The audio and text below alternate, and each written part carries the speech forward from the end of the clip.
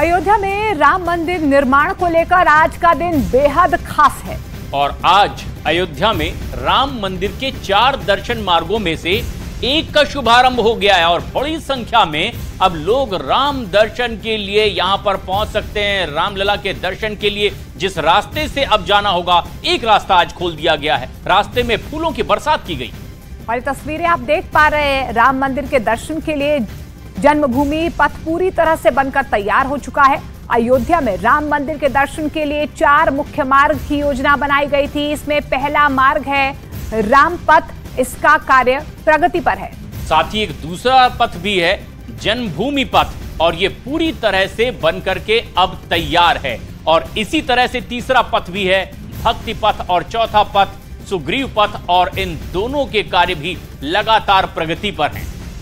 लेकिन बड़ी तादाद में आपको बता दें कि दिव्य दर्शन के लिए, रामलला के दिव्य दर्शन के लिए जो पहला मार्ग है वो खोल दिया गया है। भक्त वहां पर बड़ी तादाद में पहुंच रहे हैं। भक्तों में खुशी देखी जा रही है, उल्लास देखा जा रहा है। और देखिए आप किस तरीके से 4 मार्गों में से एक का शुभारंभ कर लिया गया है। पुष्प वर्षा यहाँ पर तमाम भक्तों के ऊपर की गई है। जन्मभूमि पथ बनकर पूरी तरह से तैयार है और 4 रास्तों से अब राम भक्त रामलला के दर्शन के लिए उस जन्मस्थान तक पहुंच सकेंगे, जिसमें से एक पथ, एक रास्ते को आज भक्तों के लिए खोल दिया गया। और ये भक्तों का उत्साह देखिए।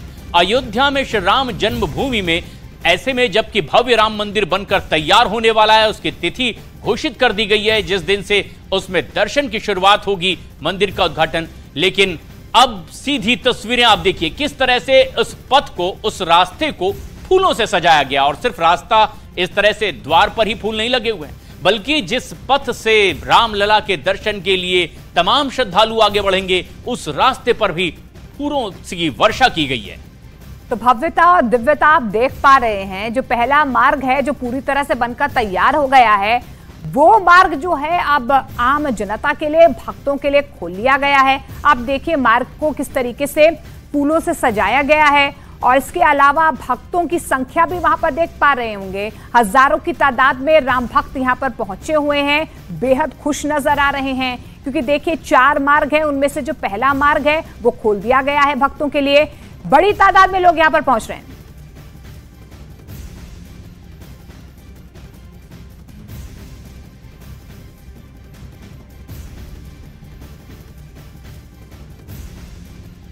ये पुराना रास्ता है जहां से लोग पहले दर्शन करने आते थे। आने वाले वक्त में इस रास्ते को सीधा कर दिया जाएगा। ये जो जगह है इसको डिमोलिश कर दिया जाएगा और श्रद्धालु सीधे राम मंदिर के लिए जा पाएंगे, अपने आराध्य के दर्शन कर पाएंगे।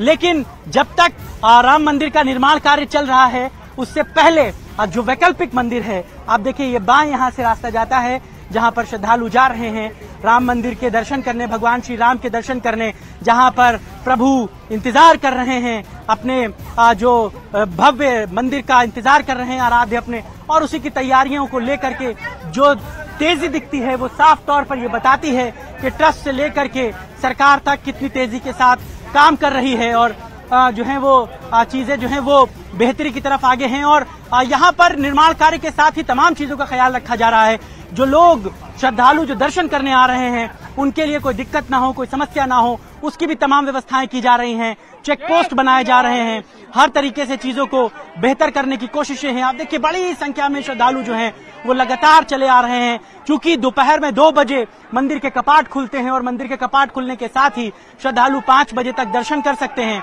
और श्रद्धालुओं का दर्शन करने का जो तांता है वो लगातार आता जा रहा है। दूर तक आप देखिए कि इन व्यवस्थाओं को दुरुस्त करने की जो तैयारियां हैं वो की गई। बहुत सारे श्रद्धालु हमारे साथ हैं। कहाँ से आई हैं माता जी? हम नागपुर से आए हैं भगवान राम के दर्शन करने।